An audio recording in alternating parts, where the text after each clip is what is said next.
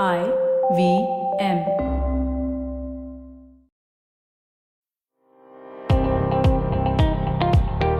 Welcome to All Things Policy, a daily podcast by the Takshashila Institution. We are a bunch of policy nerds based in Bengaluru, and we like bringing fresh perspectives to Indian affairs and Indian perspectives to global affairs. So grab a cup of coffee, sit back, and join us for today's chat. Hello everyone, welcome to another episode of All Things Policy. I am Kingshuk Shah, a researcher at the Takshila Institution. With me is my colleague Dr. Nityanandam Yogeshwaram, a professor at the Takshila Institution. Today we'll discuss about GPS spoofing, something that everyone is talking about and it seems a matter of concern. According to the European Aviation Safety Agency, GPS spoofing has risen since 2022 with increase in sophistication. And recently, around 2 weeks back, around 20 aircraft were misled to enter Iranian airspace by GPS spoofing while flying over the Iraq-Iran border. So with this background, we'll start our discussion. Hello, Nitya. It's great to have you in All Things Policy. Hi, Kingshu. It is my pleasure to be on your show again on the discussion on this wonderful topic. Thank you, Nitya. So we'll start with a very basic question. Can you explain what GPS spoofing is and how it differs from other form of cyber attack? Yeah, that's an interesting question. And before I explain what is GPS spoofing, I would like to start by explain to larger audience what is GPS. The name seems to be familiar to many of us because today our phones are running along with GPS, system, and without that, no phone is almost running in this planet. Now, what is GPS? GPS is one of a navigation system. So, which means the ideal term would be called as a global navigation satellite system.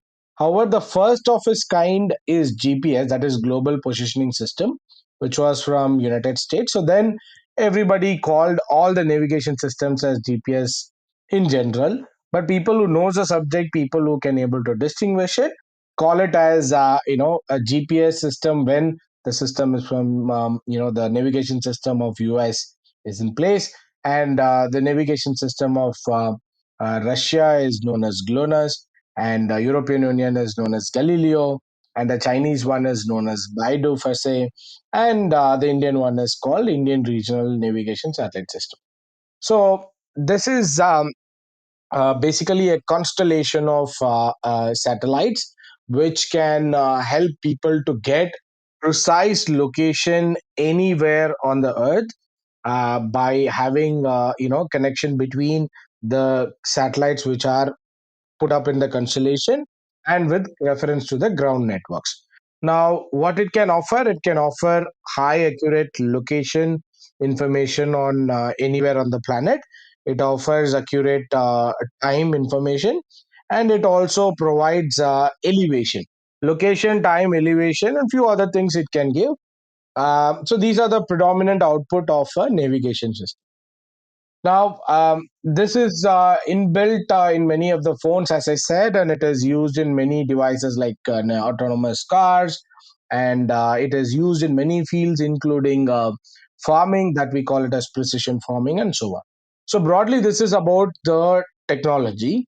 And getting into what is GPS spoofing is it is slightly differ from the traditional cyber challenges. Generally we call it as hacking, right?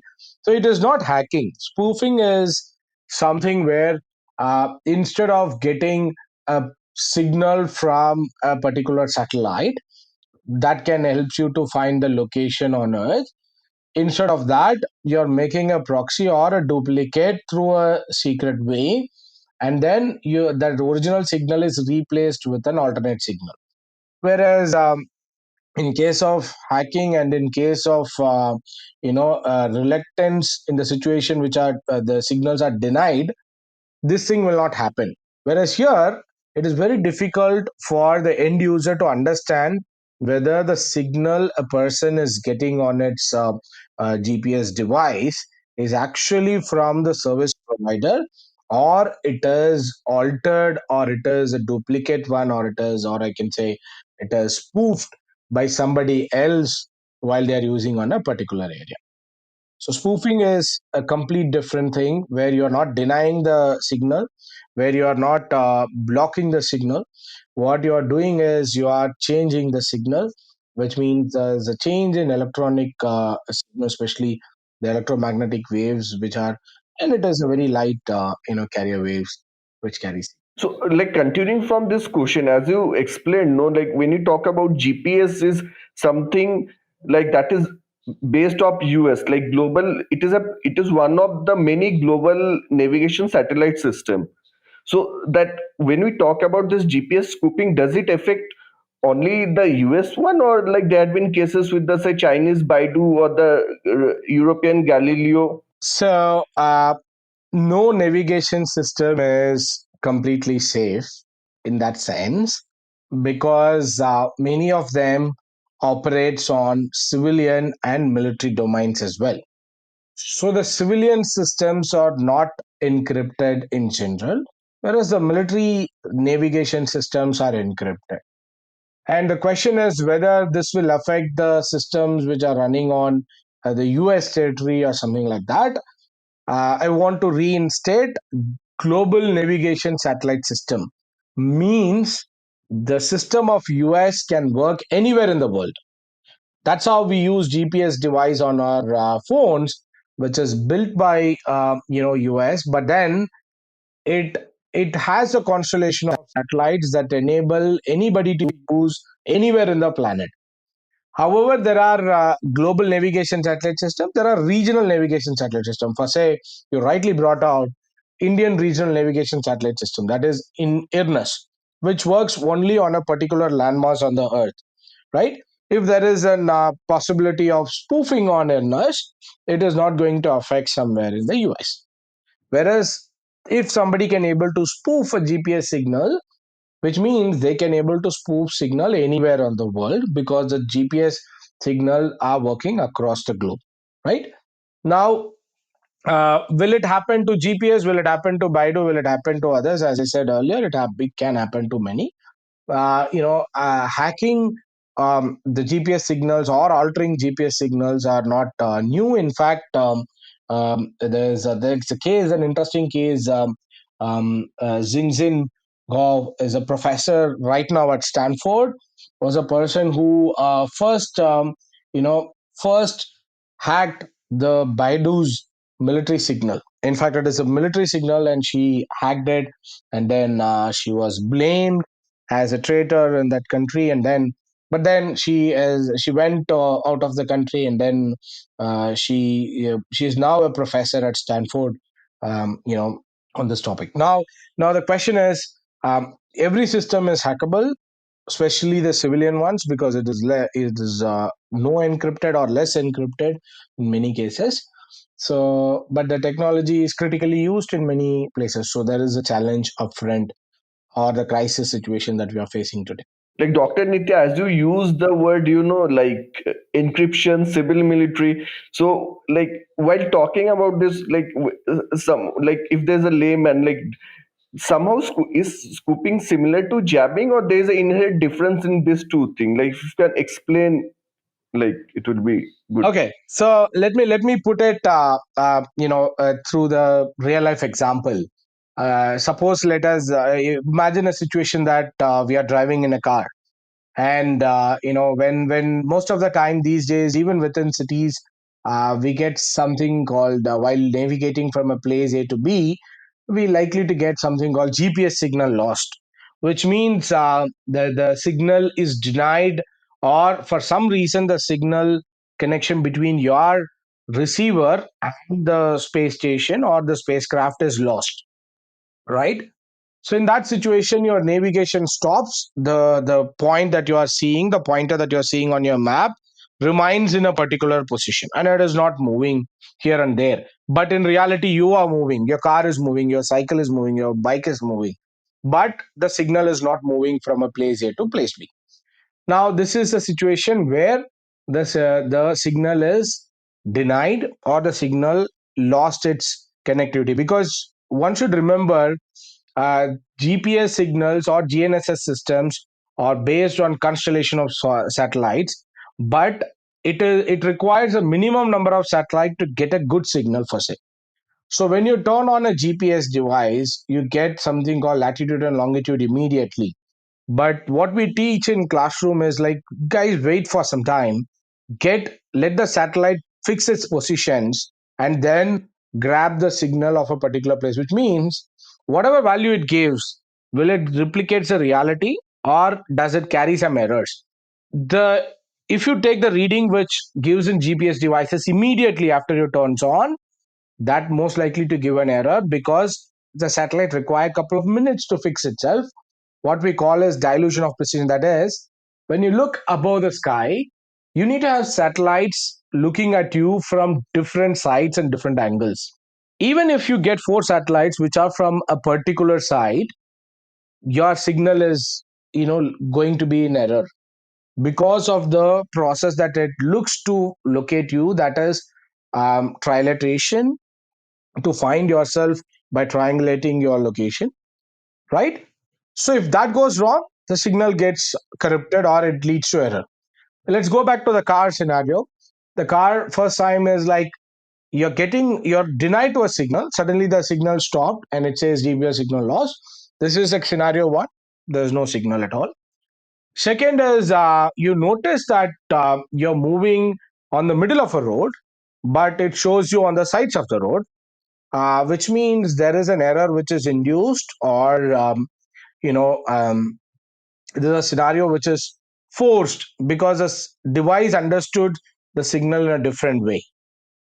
This is perfectly fine if you're going on a in a village road. Probably the even if you step out few meters away from the road, it's fine. Imagine you're driving over a electronic if it is very dark and you're driving over an electronic city flyover in Bangalore, then you have a very narrow passage, and then if your GPS signals directs you one left turn or one quick left alignment, will put you in accident, right? So this is a possibility that a GPS can misguide in certain situations if it is spoofed. Hacked is something where people get access to your location information, or they guide you, instead of taking left turn, they are telling you or guiding you in a different direction.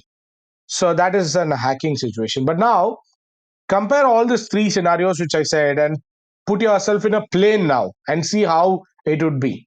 When a plane is on the air after takeoff, and the pilot suddenly notices there is no signal, that is a GPS denied environment, where many of us is aware the even planes requires a GPS navigation system or a global navigation satellite system, because it travels on a particular route, right?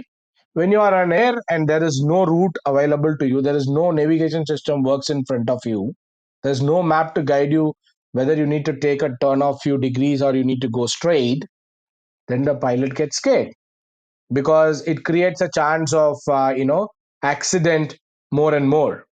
Now this is one scenario. Second is, as a pilot, you have taken off, you just took off from a place, but then you are noticing your map is not moving. It is showing that you are still in a particular airport where you were 30 minutes before. That's the second situation.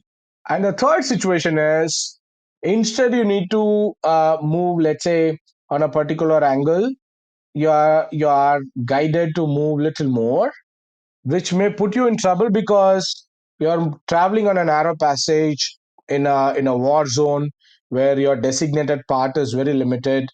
And if you're stepping into the conflicted zones or no flying zone, then you will be in trouble.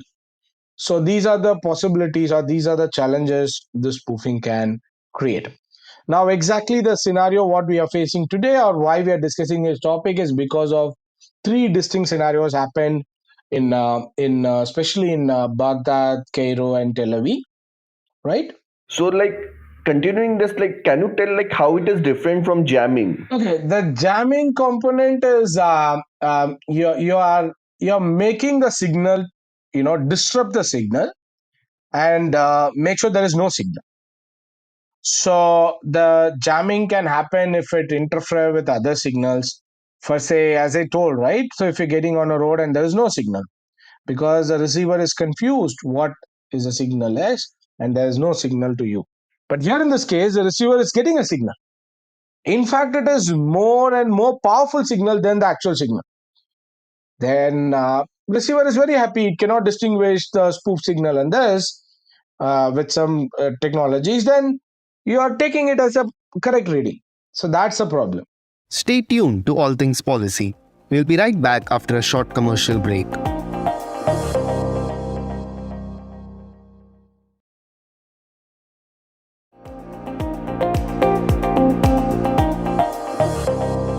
So, like, if I understand correctly, you said in case of that GPS spoofing, there are signals, and in case of jamming, there are no signals. So, this is far more sophisticated and complex to understand, like GPS scooping. So, moving forward, like to continue, like, it would be really good if you can give us some real world example where the GPS scooping had been used and what were the consequences. Yeah, so we are talking about this topic today because of three distinct scenarios happened in Baghdad, Cairo, and Tel Aviv in recent times. It is because, as you said in the beginning, like 20 aircrafts were, went under spoofing. But I would say the OPS group has received more than 50 GPS spoofing activities in recent time. It's big. It's because when a plane is flying in a scenario when the plane is flying between Iran and Iraq border and it was aligned towards Iran in a no-fly zone, that's created a panic, and a pilot suddenly noticed as a major failure, a sudden loss of signal there. It considered as a full navigation failure in that scenario.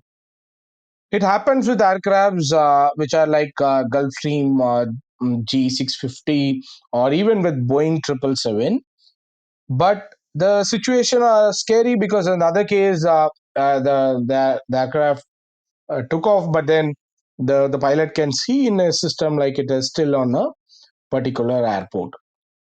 Now this is scary when a pilot sees there is an error in getting the signals, especially when you are on air and you don't get much of assistance at times about your navigation. So these are the real life scenarios which are triggered. In fact, this discussion, today, because otherwise, as you said, it has been more and more these days, but it is not new. This has been in system for a long time, but people has used different traditional methods to to prevent major loss due to this thing, and then people use certain classical ways to combat this challenge. That's true. Like, as you have pointed out, like when you talk about like Baghdad, like, so, and in that, like most of the flight that goes through West Asia, and that is a challenging region, and there's a lot of unrest. So, if a aircraft enters another country without due permission, under the mistaken impression, so they may be shot down. And in case of Tel Aviv, I think Israelis are using this GPS scooping technologies to bring down the incoming missiles that are being fired toward them by the Hezbollahs and Hamas. It has other use also, like both civilian and military use. Something one need to appreciate and then understand. So I will taking this forward, like I will ask you then, how can individual, like firstly organization, then individual can detect and protect themselves against the GPS scooping attack, because attack is on rise and it is being used by number of non-state actors. So if you can explain this part. Yeah, so this is an interesting question. In fact, because how can you distinguish, or how you get yourself aware in a situation when there is a GPS spoofing, especially as a pilot? The thing is, there are certain techniques before GPS is being used or deployed on these planes today, because when you see what is being used earlier days, people used non-directional beacons and people use conventional VOR technologies, and people use directional radio beacons. These are techniques where the pilot can see or receive signal from ground based stations, and based on that he or she navigates on air. And largely when people fly at low altitude during day, people use big land masses or landmarks as a reference from space. And more importantly, the fighter planes carry somebody like a navigator on board, who generally makes the job very simple. Just tell the pilot to go here and there. These are the things which are traditionally being used, but today the systems are made so sophisticated, made pilots to rely more and more on the navigation system, which gives you very simple navigation tools to move on. So the best way to avoid the situation is to get people familiarized with the traditional skills, and the training need to be given on GPS denied environment or GNSS denied environment, so that the people are get themselves prepared for this, and there is no the things can also be avoided, and panic can be avoided. In addition, technicality as an organization, how this can be looked at as multi-factor authentication or encryption to this GPS signals or this GNSS signals will help. And second interesting thing is to look at the signal strength analysis, make the user aware of the signal strength which is generally received, and when he or she sees an anomaly in the signal strength, and also the frequency in which the signals are received, though the spoofing are trying to replicate and manipulate the actual ones. There is a chance, if you are familiar to a particular system, particular frequency, you can see the difference in that while you're flying on a different area. And that is again comes to a part called behavioral analysis, and then use the modern day machine learning and AI tools to distinguish such kind of outliers in the signals, or the sudden change in signal, and so on. However, there is no policy or regulatory measures overall exist, but the education and awareness is a key tool to sort this out. So, in short, we people need to aware more and more about the possible chances. Then only it can be managed. So, like, what it seems, the way technology is evolving, and it's more like a cat and mouse game. Like, so there's a constantly upgradation in the technology. You have something, other person will come up it. So that would be one thing. And another something interesting you said, people need to have a basic navigational skill. Or for that matter, when you gave the analogy of a car, people should know how to read a map rather than totally depending upon a GPS system. Or for that matter, they can ask somewhere, like, which is the way, like the old skill.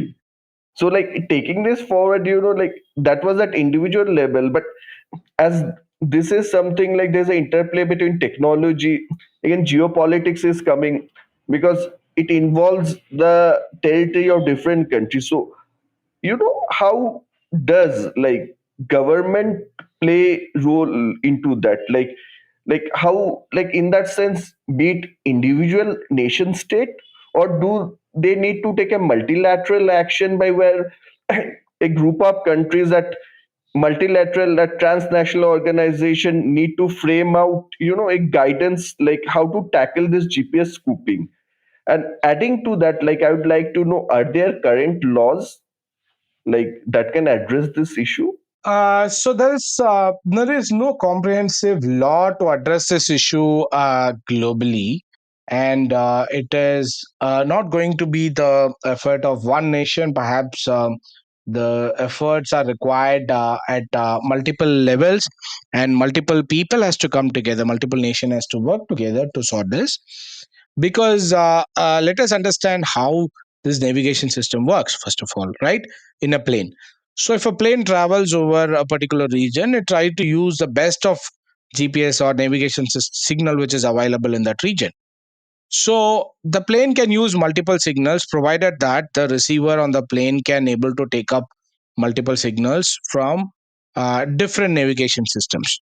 So then it is a problem of multination. Then it is a problem of countries who are providing the navigation services, and also it is a problem of the airlines or the carriers which which uses the services. So it is purely a multi national coordination or the regulation needs to be brought out. But there is a possibility that people can consider as a threat by hacking or by spoofing some or one particular nation's navigation system may consider it as an infringement of the law or the technology which is provided by a particular country. But however, there is no clear cut guidelines or clear cut understanding on this problem to address it via law. Yeah, I think, as you have rightly pointed out, because this is something, there are two aspects. One is the emergence of new technologies that is fast changing, and also the transnational way, like it involves multiple countries, and also I think multiple stakeholders. Someone like from you who has a technological background and you are a technologist, now you are also working in the domain of geopolitics, so you can understand, as you have rightly pointed out, so there, that we need stakeholder from different, be it the lawmaker, the researcher, the policy maker, to have a comprehensive, I think, guideline or a framework whereby these challenges can be addressed. And it is not possible for one nation, or say, or a group of nation to address. That had to be adhered by all and followed. So moving forward from this, I would like to ask like what India is doing about it. So there had been a committee formed by Director of Civil Aviation, I think. So, like, how India can address this challenge.